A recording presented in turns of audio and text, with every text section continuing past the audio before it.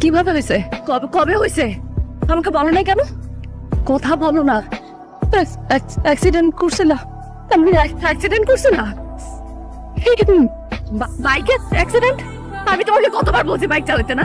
হ্যাঁ, আমি কতবার বলছি, আমার কথা শোনো না কেন? তুমি কথা বলতেছো না কেন? কি হয়েছে, কবে হয়েছে বলো না? বলো, কথা বলো। তুমি টিটু ভাই, কি হয়েছে ওর? ও তো আমাকে কিছু বলতেছে না, কি হয়েছে বলো না। এখন এত প্রেম দেখায় লাভ কি? তুমি কি কিছুই জানো না? কি হয়েছে আমি কি জানবো? আমি সত্যিই জানি না। না জানি এত সব কথা বলেছো? আমি জানবো কিভাবে? গত 9 মাস ধরে আমি ওকে খুঁজে পাই নাই। ও আমাকে বলতেছে, এখন তুমি প্লিজ বলো আমাকে কি হয়েছে। কি বলবো বলো? কি অদ্ভুত ছিল তোমাদের প্রেমের সম্পর্ক। চোখ বন্ধ করলে দেখি আমার চোখের সামনে তোমরা দুটো মানুষ।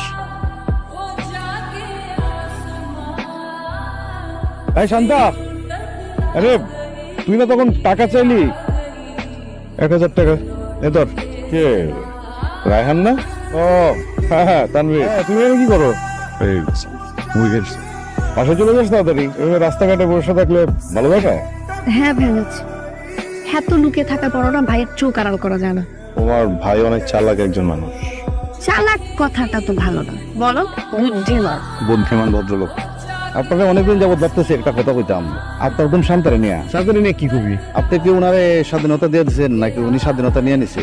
মানে এখন দিনে রাত্রে ওই তানবীরের মাস্তান তানবীরের সাথে প্রেম করে বেড়াইতেছে।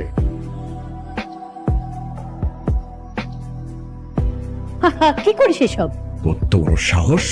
বার পার করে নিষেধ করার পরেও ওই ফালতু ছেলেটার সাথে ওর টাইম ওয়েস্ট করতে হবে। কারো কোনো কথাই ওর কোনো কাজ হচ্ছে না। যা করার আমি করবো এখন। মহল্লায় তো আরো অনেক ছেলে মেয়ে আছে না? সব অভিযোগ অনুযোগ কেন তোর নামে? তোর নামে কেন এত অভিযোগ? হ্যাঁ, নামগুলো বলো, আর অভিযোগ আসবে না কসম। মানে কি? এটা কোনো ভদ্রলোকের কথা? আমি ভদ্রলোক? কে বলছি তোমার এটা? মা হিসেবে আমি তো এটা আশা করতেই পারি যে আমার ছেলে খুব ভদ্র হবে, তাই না? ছেলে হিসেবে তো তাহলে আমিও চাইতে পারি যে আমি একটু ভদ্র হই, তাই না?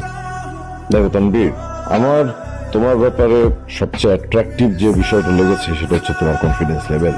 বাট এই যুগে শুধু কনফিডেন্স দিয়ে কোনো কিছু করা যায় না কিন্তু ভাইয়া। আমার মনে হয় তোমার নিজের লাইফ নিয়ে এখন কনস্ট্রাকটিভ কিছু ভাবনা ভাবা উচিত। চাকরি বাকরি তো আর এই সময় তুমি পাবে না, এই বয়সে আর কি। আমার মনে হয় তুমি বেটার ব্যবসা ট্রাই করো। হ্যাঁ বসো।